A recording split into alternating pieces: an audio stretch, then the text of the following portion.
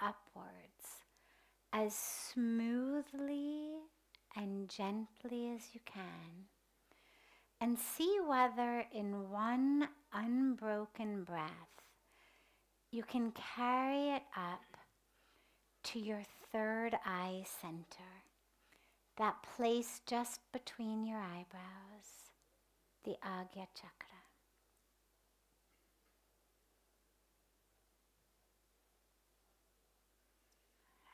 And exhale slowly and gently. Back down to that core of the self. If you can't carry the breath all the way up, don't worry.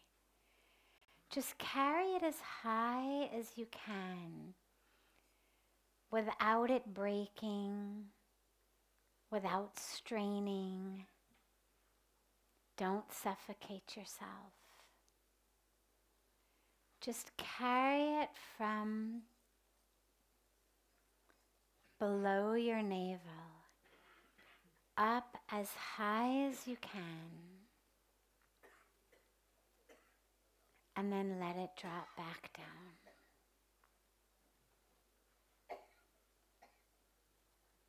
Do it gently and smoothly.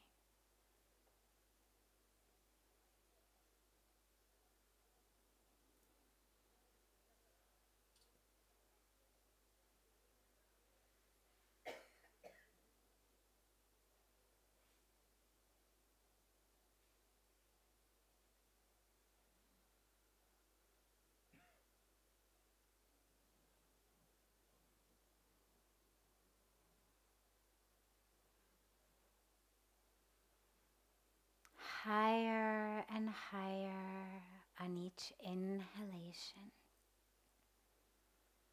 as you bring the breath closer to that third eye, and sinking deeper and deeper into the self on each exhalation.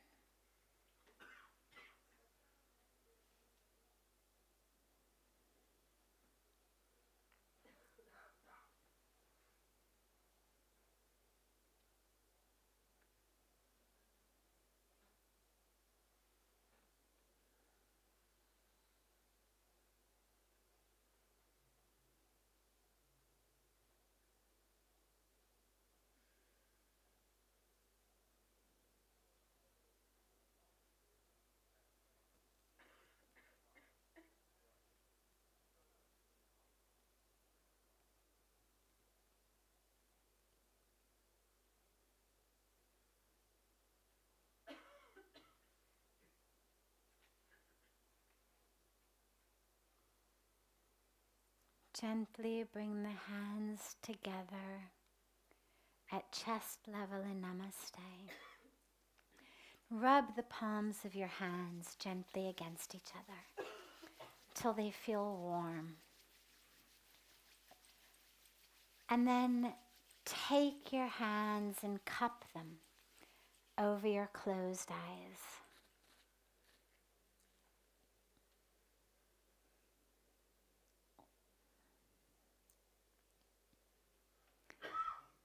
Gently open the eyes and drop the hands.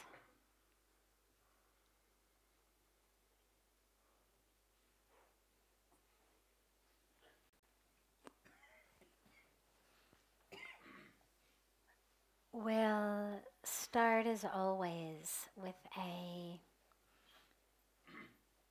question that's come in advance, and then open it to all, whatever question anyone has.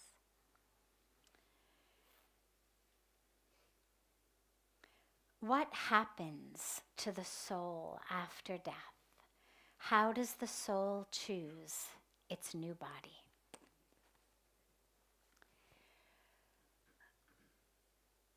There isn't one exact answer of what happens after death, because it depends on the journey that your individual soul is taking. And I pause before I say that because Satsang, of course, means in the presence of truth. But we speak frequently about different levels of truth. And so on one level, on the highest level, there's no plural of soul. It's not my soul, your soul, my soul's doing this, your soul's doing that. There's just soul. Like there's ocean. Individual waveforms, but one ocean. And in the same way that each waveform comes out of the ocean and returns to the ocean, but never actually left the ocean. I mean, there was never a time when the wave wasn't ocean.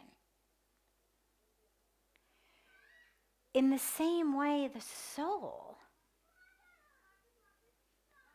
never actually leaves being the whole.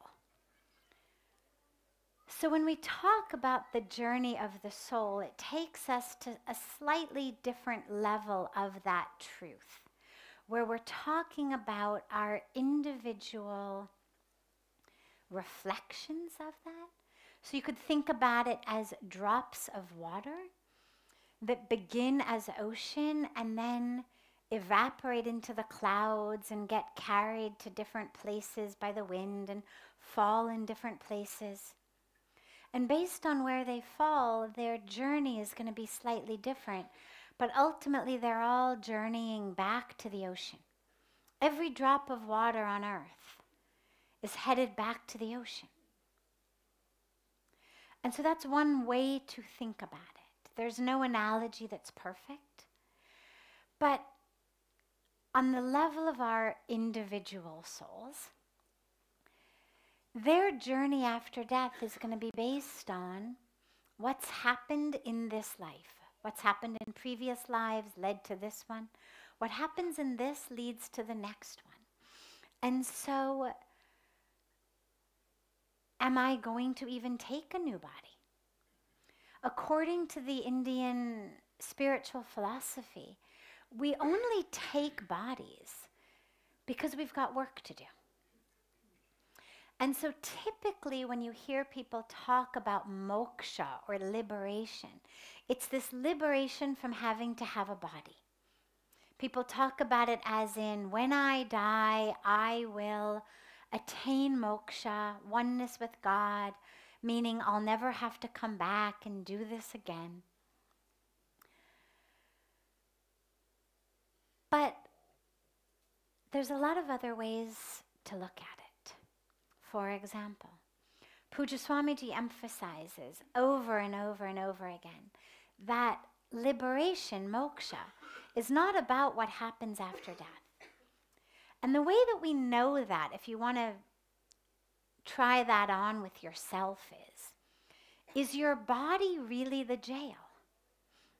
Is it really your body that's keeping you from being free? The body is that through which we experience divinity in the world around us. The body is that which enables us to smell jasmine, or roses, or the skin of a newborn baby. The body is that which enables us to see a sunrise or a sunset, or to look up at the stars. The body is that which enables us to reach out and to touch another being. The body isn't the jail. It's the mind that's the jail. If our minds were taken care of, it's not that our bodies would always feel good. Yeah, we'd get aches and pains, and some of us have illnesses and ailments and whatnot, but ultimately the jail isn't the body itself. It's how the mind interacts with it. So I like it, I don't like it. I wish it looked like this, I wish it looked like that, I wish it could do this, I wish it could do that. I wish it were that color, I wish it were this color, I wish it were that gender, I wish it were this gender, I wish, whatever we may be wishing of the body. That's the jail. Or whatever we may be wishing of this life in the mind, the judgment of ourselves, of others, the expectations that will never be fulfilled. It's the mind. That's the jail. And so when we talk about moksha, liberation, it's not actually from the body. It's from the mind. And this is where you don't need to be free of the body. You just need to be free of the games of the mind. And when we talk about jiva mukti, if you've heard that word, it means literally free while alive. So when we talk about life after death, it's important to realize that that's based on what happened here. You know, Puja Swamiji, again, he always says, if you're not huggy here, these are his exact words, he says, if you're not huggy here, don't expect that hugs are going to be waiting for you in heaven somewhere. That which we create here is that where we're going tomorrow. The seeds you plant today are the trees that are going to grow and the fruit that you're going to have tomorrow in this life and in next life. And so what body we're going to have is based on two factors. One is the law of karma. That's what governs the overwhelming vast majority of all of us. The law of karma. I'm going to take birth next time in a situation that is most conducive to my next step on this karmic journey. And that's going to be based on where I am at this point. That which I need in my next birth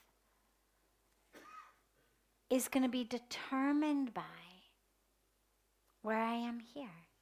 And this is really important because a lot of times we look at it as rewards and punishments, good and bad. God, this one was born with a silver spoon in his mouth. I wonder what he did in a past life to be so lucky in this one. That one was born really poor, handicapped, troubled in this home. I wonder what bad karma he did. Well, it's not like that at all.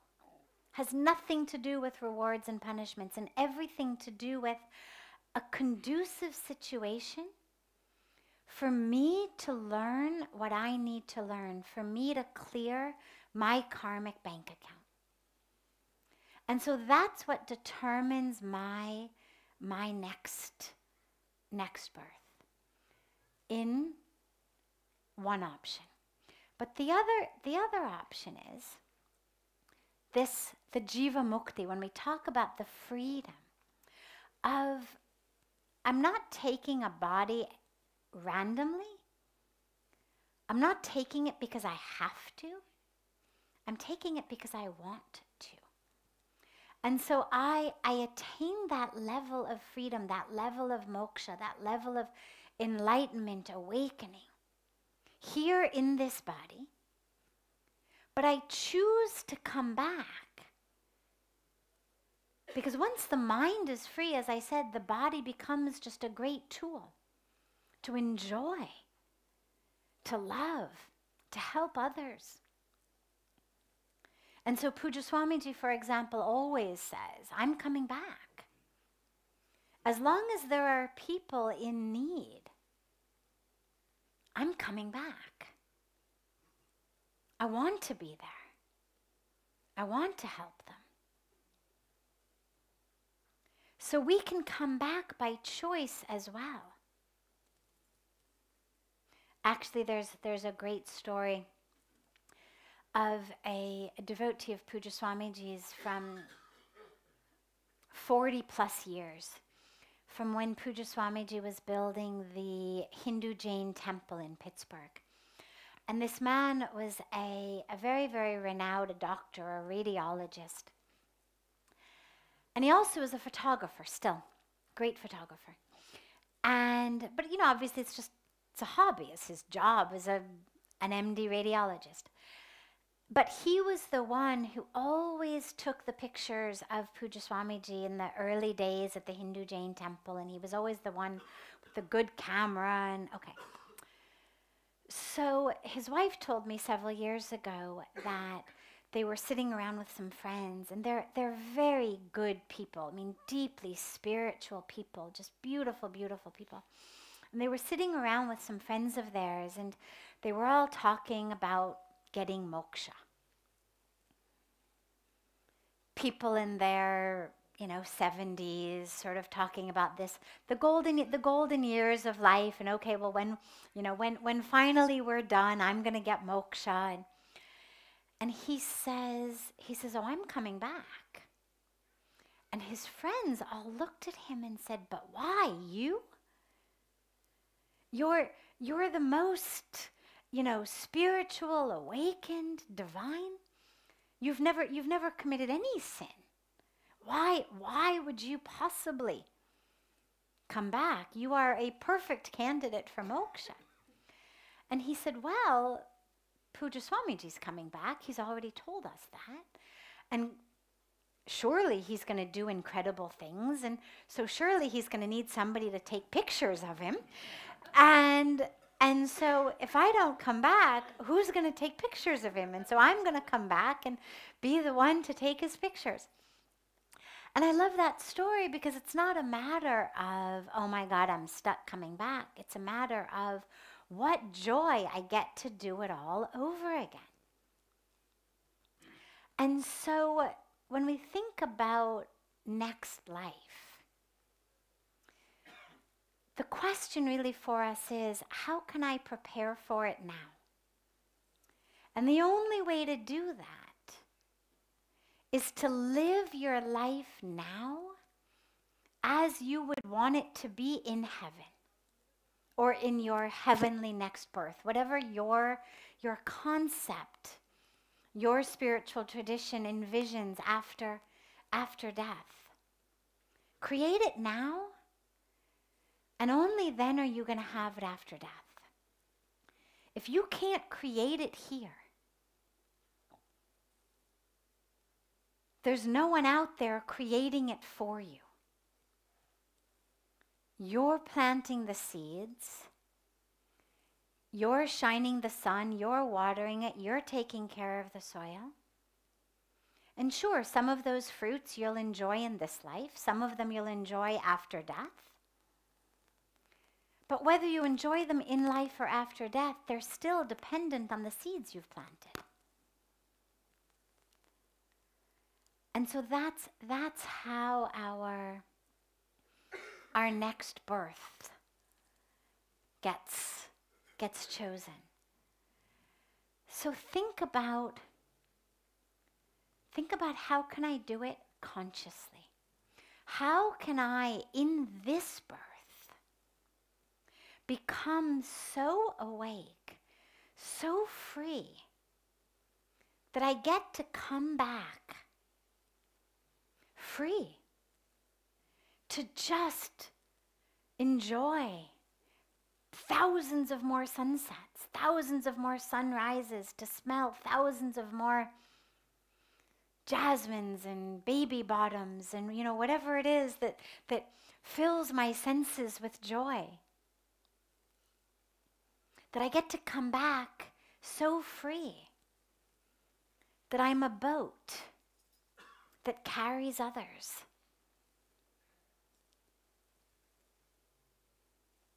As anybody who's ever tried to do life-saving or ever learned life-saving in swimming knows, the minute you panic, it's over. And the minute someone who's drowning can get you under, it's over for both of you. The only way, not only are you going to come out of it alive, but you're actually going to be able to save someone else, is by you ensuring that your head stays above water, that you're ensuring that you're not panicking, that you're doing the carrying. And it's the same thing whether we're in, the Pacific Ocean, the Atlantic Ocean, or the ocean of life. I can only carry others across if I'm an anchored, grounded, connected, awakened, head above water, literally, being.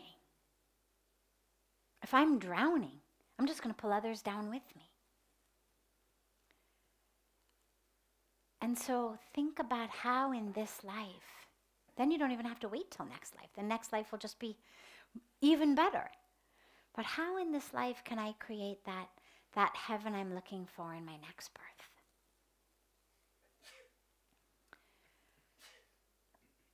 Before taking any others that have come in advance, I'm happy to open it up to any questions here. Yes? Yes. How could I rebirth? How can I? Rebirth? Rebirth, If I'm not the same that yesterday. I'm changing all the time. So how can I be in the past? I'm so sorry, I don't understand the question. How can I take rebirth? Yeah. If Every day you're changing. so I'm not the same that yesterday. Of course. Yeah, okay, so how can I take rebirth when I'm constantly changing? So what aspect of me is it that's going to be reborn? Okay, it's a good question. That which goes with us from life to life, from body to body, along with the soul, the mind, the subtle body goes. Okay? So my physical body keeps changing. That stays back here. Soul never changes. Soul never changes. Absolutely unchangeable. In the Bhagavad Gita, Lord Krishna in fact says, not only doesn't the soul change, it was never born, it never dies, it's eternal. You cannot cut it with knives, you cannot burn it with fire, you cannot dry it with the wind, you cannot wet it with water. So the soul is the same. But the mind and the impressions are actually up to us. And this is where it gets subtle and interesting and important. It's not about how to make my body free. Your body is degenerating. All of us. We are dying. There isn't one person here who isn't dying. We're all dying. We're all degenerating. None of us is going backwards, despite what all of the advertising, age-defying, this and that, as though somehow, a cream that came in a tub could actually undo the laws of nature. So, marketing of age-defying creams aside, every one of us, degenerating, dying, it's the nature of the body. We keep it as healthy and as strong as we can for as long as we can. It's our medium of awakening. I need this body. I need it to be healthy. I need it to be strong. I need my mind to be clear. But that's not the issue. The issue is that which goes with me, that which actually determines where I'm going to be in my next birth. So along with the soul goes this subtle body, which is made up of all of the impressions. We talk about sanskaras, right? The impressions on me. And this is where our spiritual practice is so important. That's what actually determines my pattern. You can think about it simply. You can think about it patterns of thought. Patterns of thought, how I think. Not what I know. My knowledge of calculus does not go with me, sadly. Got to learn it all over again. But my pattern of thought, the impressions upon my mind, go with me. And that, they change. And that's the goal of our spiritual practice, is how can I create my sanskaras in such a way that they make me free rather than bound. So for example, we have to come back to clear what is called, our karmic bank account, okay? In a normal bank account, the plus and the minus cancel each other out. Excuse me. If I put in $10 or rupees and I take out 5, they cancel each other out. I've got 5 left. If I put in 10, I take out 9, they cancel each other. I've got 1 left. Put in 10, take out 15, I'm in the hole. Right? The bank's going to keep sending me things. You're $5 short. But in karma, it actually doesn't work like that. In karma, they don't cancel each other out. The positive sits in its account, the negative sits in its account. The positive is going to bring what you can think of as sweet fruit. The negative is going to bring what you can think of as not so sweet fruit. We have to keep coming back until both of those are clear. And this is why on a more complex level, even good karma, if done for the accrual of karma, if done as an, I'm going to, help that old lady across the street. I'm going to make a big donation to a charity. I'm going to spend my Saturday working in a soup kitchen. I need some good karma here. Going through a difficult time in my life. I've got to, increase my positive karma bank account. So it'll work. It'll give me sweet fruit. But on a fundamental, deep level, that's actually still a trap. Because I'm going to have to keep coming back until that's cleared as well. Now, it's going to feel a lot better to have to come back in order to reap sweet fruit than to come back to reap bitter fruit. But when ultimately the goal is freedom of all that, they're both cages. One may be a golden diamond-covered cage, one may be an iron cage. But ultimately, they're both cages. And this is where, in the Bhagavad Gita, Lord Krishna explains the only way to actually wipe it all out, because you can't not act. Some people think, well, the answer is just, I won't do anything. I'll just, sit here. The problem with that is acts of omission are just as much acts as acts of commission. If you're sick and I can help you but I don't, there's karmic repercussions of that. There's karmic repercussions if I do help you, and karmic repercussions if I don't help you. So I'm getting that in my bank account either way. And so what Lord Krishna explains is the only way out of this is surrender whatever you do to me. Do it all as an offering to me. Allow yourself to be used as a tool. Do not think about the I. Most of us think about, what am I going to get out of it? How am I going to advance myself? How am I going to accrue?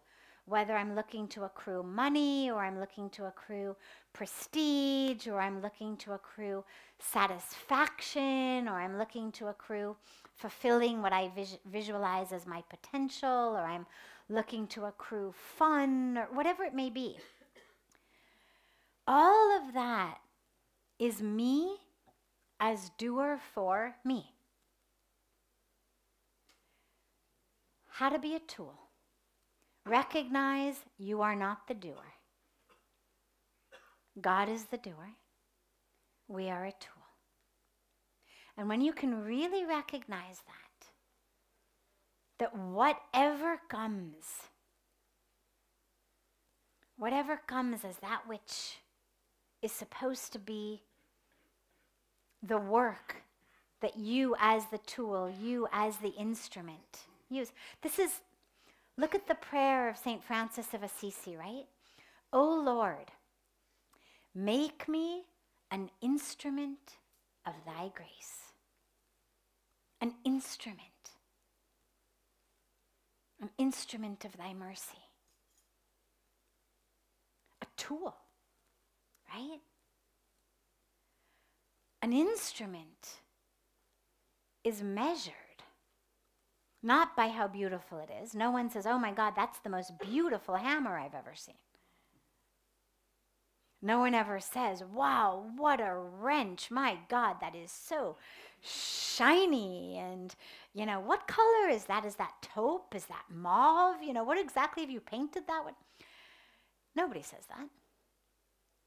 All that matters is, how good is the whack if it's a hammer? How good is the turning if it's a wrench? How strong is the hold?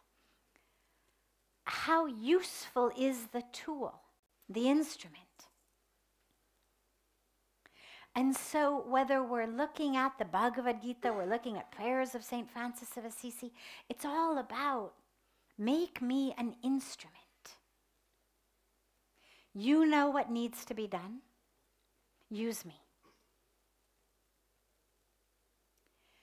Those are the impressions that come on us, and the sum total of them by the time we die is that which leads us into the next birth. So yes, we are constantly changing, constantly being molded and impacted and affected by these sanskaras. And so who we are at the time when we leave our bodies is how it's determined. It's not determined based on who you were 30 years ago, which for most of us is really good. We're very glad that God is so forgiving. Pujya Swamiji says, God never opens your old files. Whenever you decide, okay, enough, I've lived according to my will, my way for long enough. Okay, enough. I'm ready to surrender. I'm ready to be yours. Whenever that happens, he says God is always ready. No old files. God never says, well, but 5 years ago, whenever you surrender.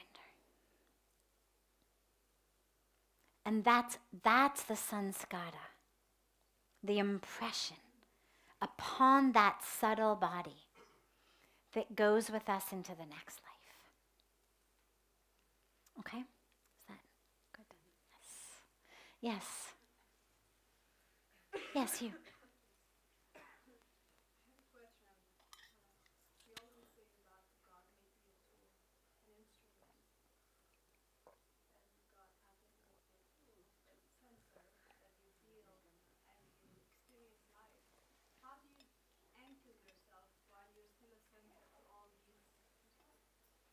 samsaras and all these changes and everything? How do you still anchor yourself? How do you still keep your head above the How do you stay anchored? Yeah. As we're being a tool, as we're saying, God, use me, how do we stay anchored? Because you have to identify in order to anchor. And if Yeah. you don't want to be identified, you want to be a tool. If there is a contradiction, how do you do that? Okay. So imagine for a moment, she said, we have to identify in order to be used as a tool. We identify as what we're doing, as the role. But how do we stay anchored in the truth of who we are? So think for a moment about being an actor or an actress, okay? Now the role you've been given is you are the bad guy, the bad girl in your case, okay? So maybe it's a terror show and you are the villain. You are the wicked witch of the West. That's your role. You've got your broom, you've got your witch's hat, all right.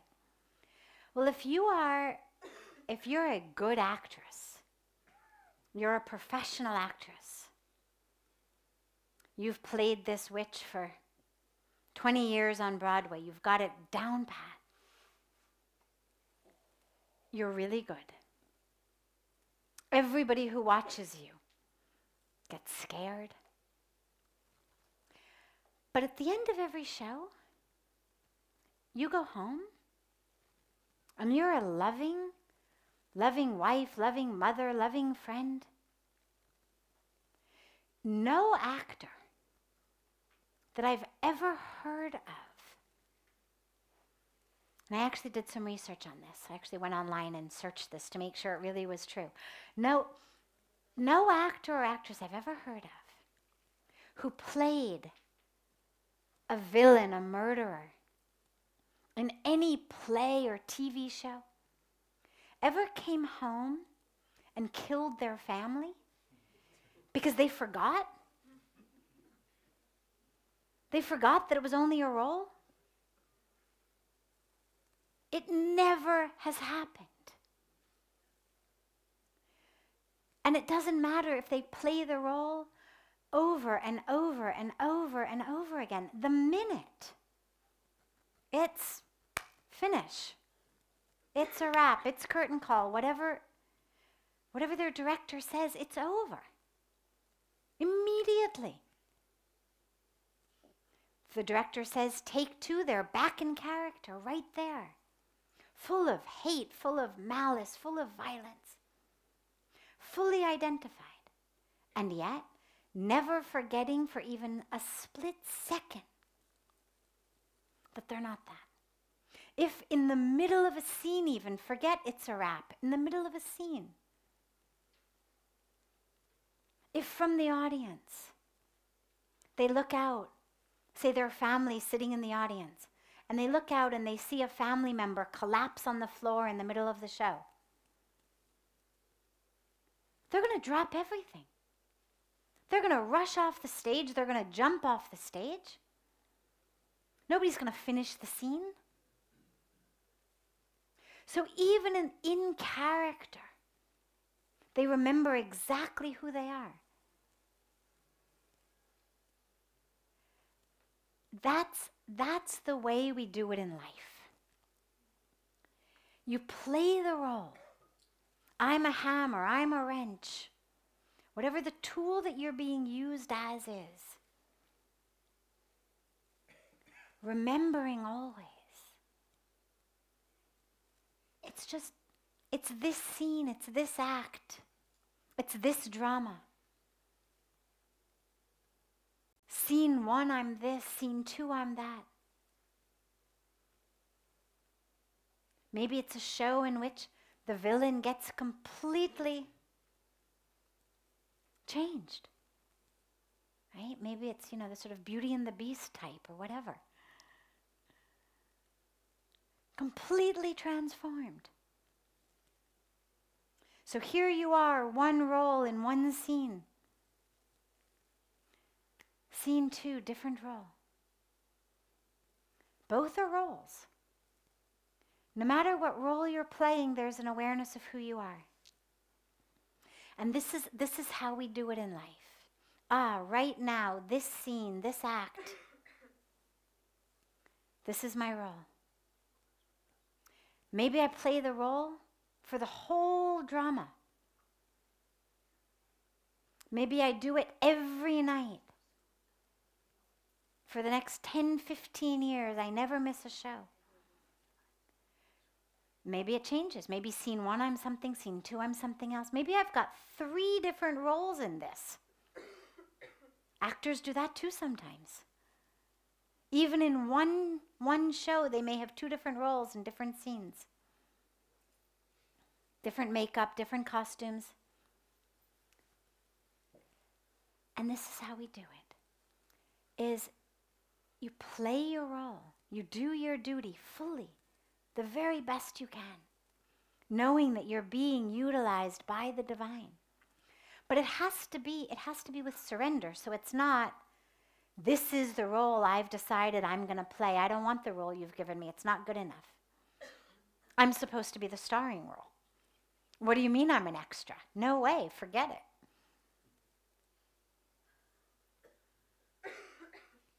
Remembering we are an instrument. We're given this role. We play it with surrender, the very best we can. But always, always, always remembering there is an I, there's a self that isn't this role. And that's what keeps us grounded. You just keep bringing it back. Bring the awareness back. One of the practices I think is very, very, very useful in that, especially if your role in the world is something very concrete, very specific. You're the CEO of a company, something like that.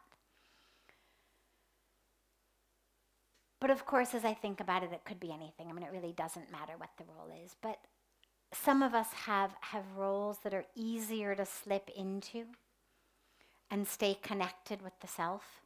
Some feel much more like I'm actually really having to play a role, like this buttoned-up CEO.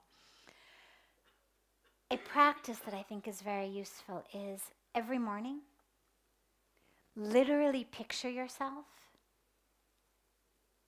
zipping up your role.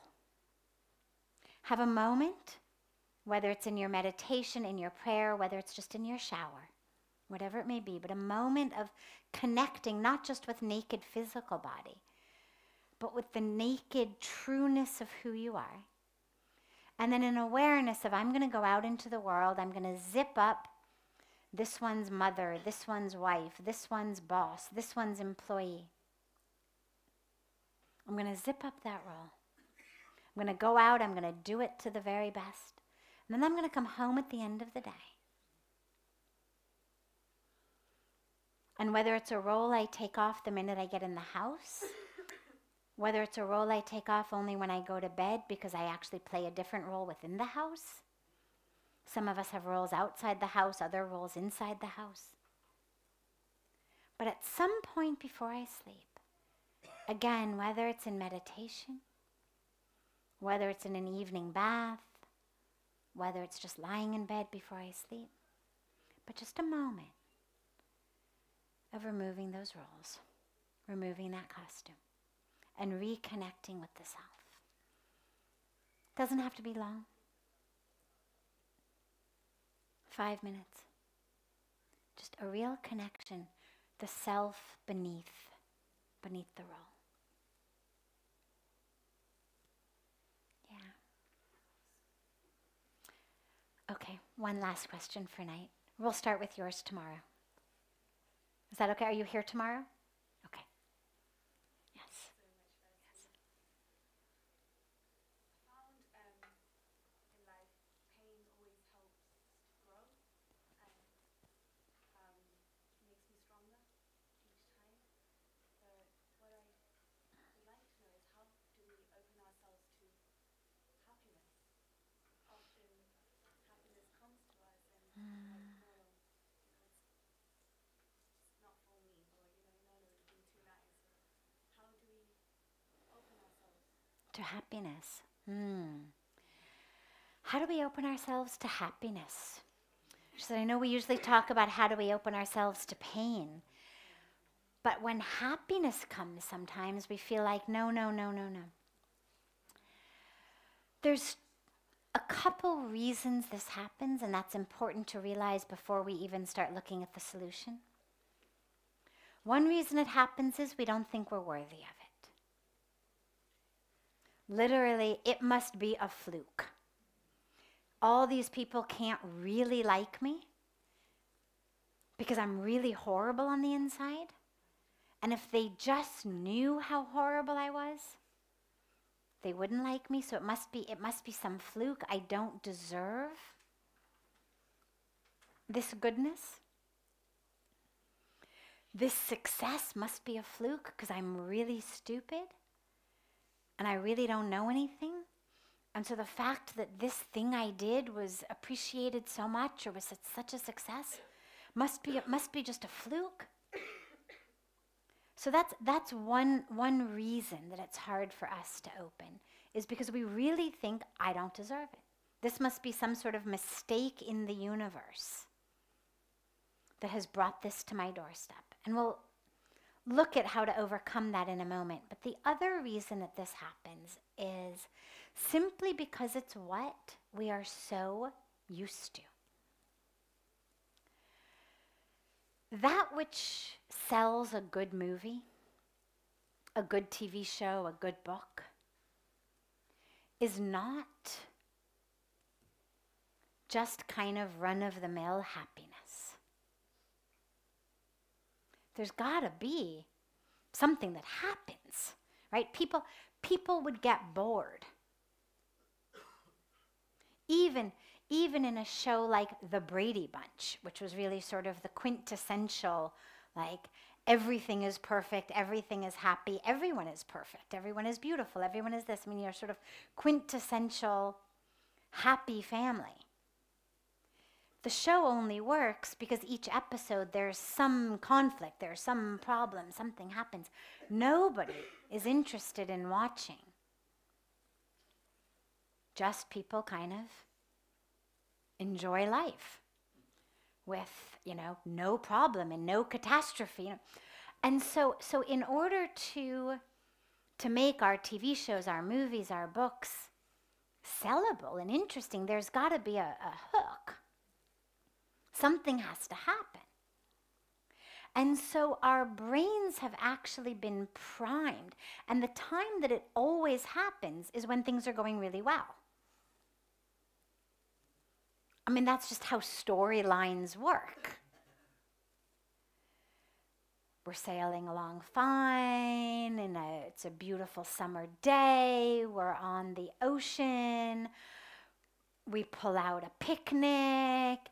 And you just are watching this thinking, are they going to capsize? Is there going to be a storm? You just know something's going to happen. And if, exactly, is there going to be a shark? Something has to happen.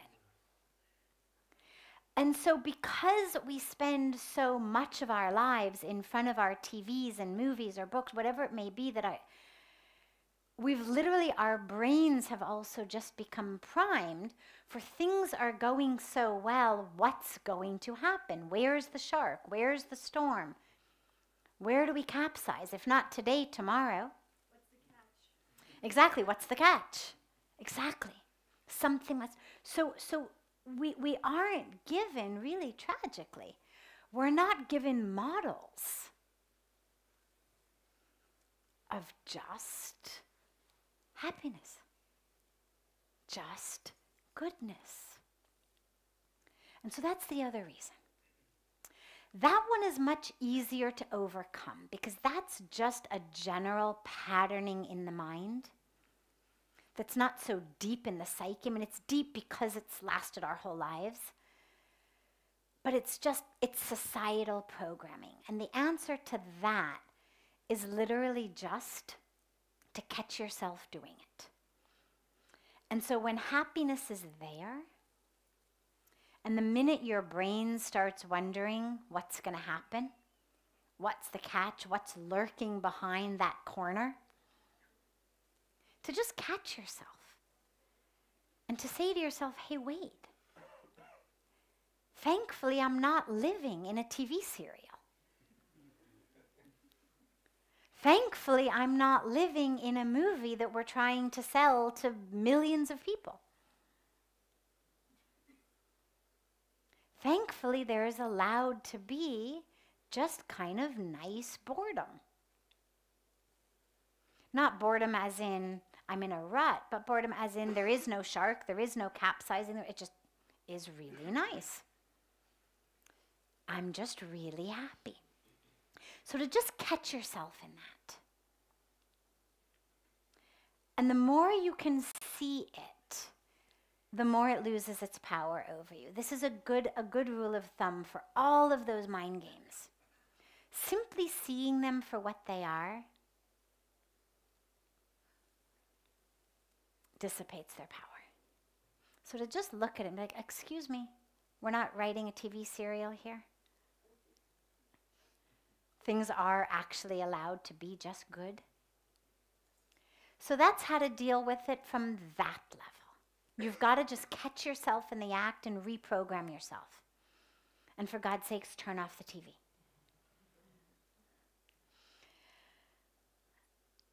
And the other way, though, is deeper. The other way runs deeper. And this really requires us to ask ourselves, why don't I feel worthy?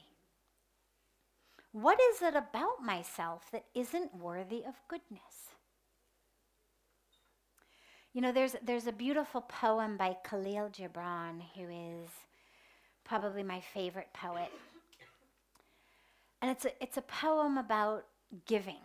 And in the poem, he's encouraging us to give and to give and to give. And he says, certainly, he says, you know, that we judge others, and we judge who's worthy of me giving to them, who's not worthy of me giving to them. And he says, surely those who have been deemed worthy of their days and their nights are worthy of all else from you.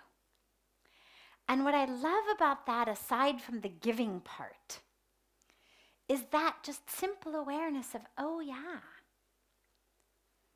someone has deemed me worthy of my days and my nights. Someone who has the power to pull those days and nights away from me.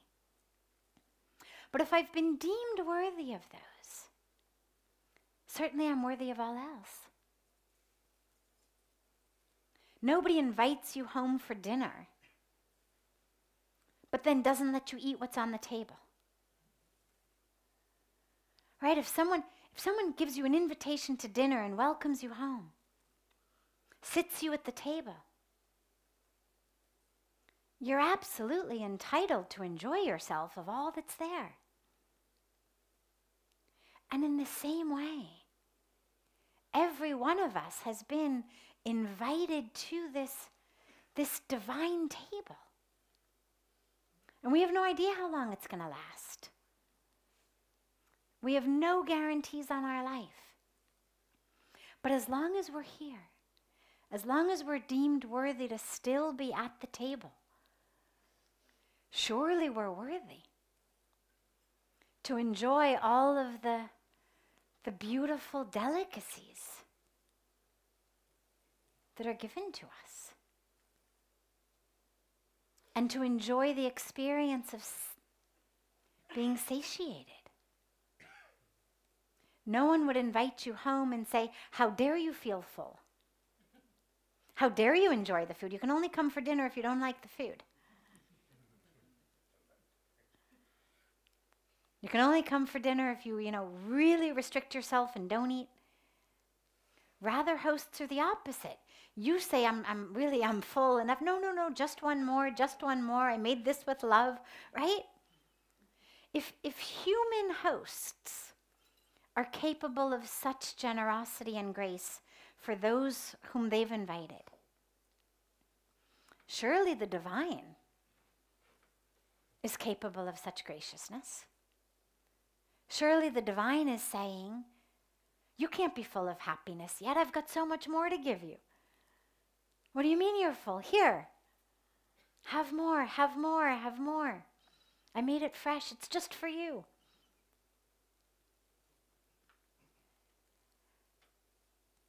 As long as you're here, you're worthy of it. And it's a disservice. In Indian culture, it's considered horribly rude to go to someone's house and not eat well. It's something I've been accused of many times. Really, I mean, and people take it really badly, and you have to really devise all sorts of proper techniques of how you're going to get out of that meal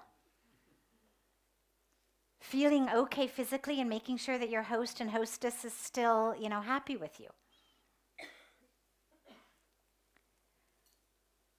So if you've been brought to this table, surely,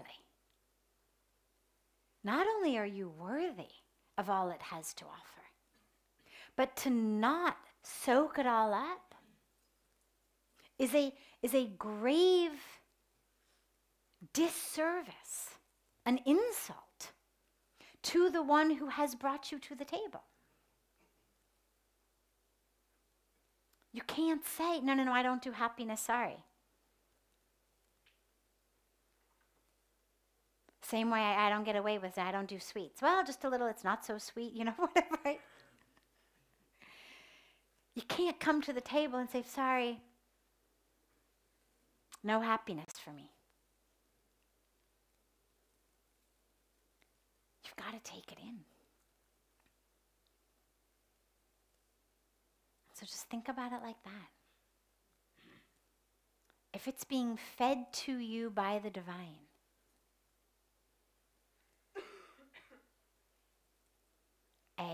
surely you're worthy. Surely the divine knows who he's feeding, what he's feeding you.